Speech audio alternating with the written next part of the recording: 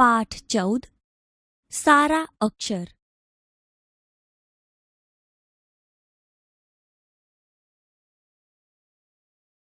બાળ દોસ્તો, હવે આપણે લેખિકાના જીવન વિશે પરિચય મેળવીએ.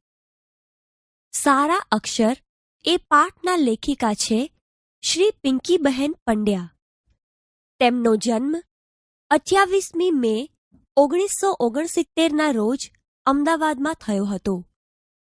લેખિકા શ્રી પિંકીબહેન પંડ્યા હાલ અમદાવાદની કોલેજમાં અધ્યાપિકા છે. ગુજરાતી ધ્વનિ વ્યવસ્થા, ગુજરાતી કોશ રચના અને ગુજરાતીના સહાયક ક્રિયાપદો વિશે એમણે સંશોધનો કર્યા છે. તેમને ગુજરાતી સાહિત્ય પરિષદ તથા ગુજરાત સાહિત્ય અકાદમી તરફથી પુરસ્કાર પણ મળ્યા છે.